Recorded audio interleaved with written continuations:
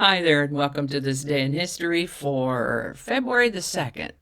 February 2nd is the 33rd day of the year in the Gregorian calendar, with 332 days remaining to the end of the year, unless it's a leap year, and then there are 333 days remaining to the end of the year.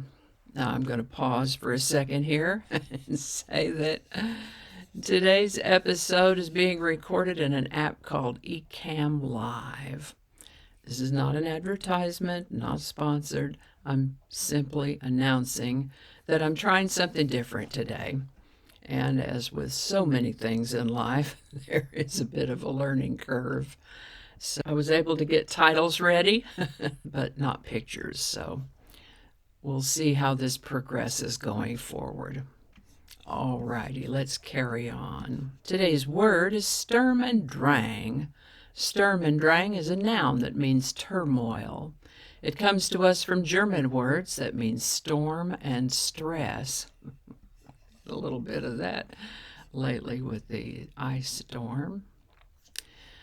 While the phrase means turmoil, it might never have occurred to the English-speaking word to pick up this phrase, but for a German play from the 1770s called Sturm und Drang.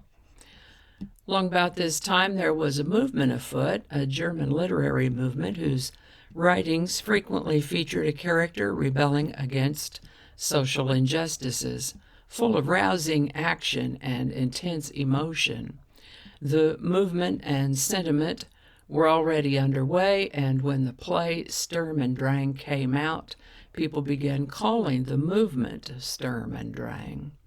The movement was well known in Germany at the time, in the late 1700s, but the phrase didn't make its way to English-speaking prose until the mid-1800s. Sturm und Drang.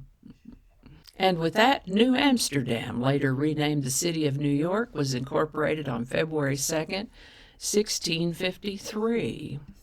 Buccaneers were a kind of what was called a privateer or a free sailor back in the 16 and 1700s. A young man named Alexander Selkirk was just such a privateer on an expedition in the South Pacific when the ship he was on stopped at an uninhabited island to resupply. Word is that Alexander had some concerns about the seaworthiness of the ship and asked to stay on the island, and the captain agreed. It was a contentious parting. The captain left Alexander on the island and went on. Unfortunately for him and his crew, Alexander was right. The ship foundered a couple hundred miles off the coast of Colombia. Any survivors that there may have been were taken prisoner by the Spanish, with whom the English were at war at the time. But Alexander was all right, because he was back on that island, and he had enough in the way of survival skills to survive, hunting and making use of the resources he found on the island. He was there all by himself for 4 years and 4 months until he was rescued on February 2nd, 1709. Stories of his survival were widely published upon his return to England, and these stories were the inspiration for the adventure book Robinson Crusoe by Daniel Defoe. The first Groundhog Day was actually celebrated in Punxsutawney, Pennsylvania on February 2nd, 1887. The groundhog tradition posits that the groundhog comes out of its burrow, and if it sees its shadow, it becomes frightened and goes back into its burrow, predicting 6 more weeks of winter.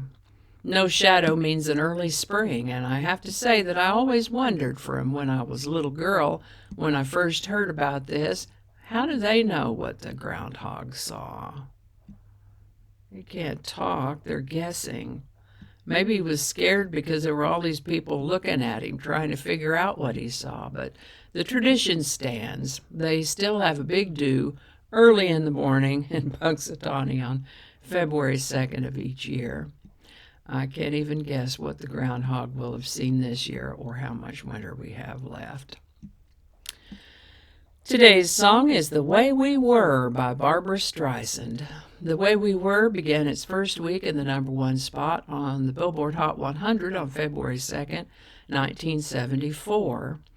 It was displaced the following week, but then regained the #1 spot for 2 weeks after that, and ended up as the #1 single for the year of 1974. The Way We Were by Barbra Streisand, #1, February 2nd, 1974. Link in the description. Alrighty, that's all I have for you. And I don't know how this is going to go, but it's definitely going to need some editing. I'll keep working on this and see if I can figure it out with the titles. Okay. I guess that is all for now. And now I got to figure out where the thank you very much button is on this. Have a beautiful day, and I'll see you tomorrow.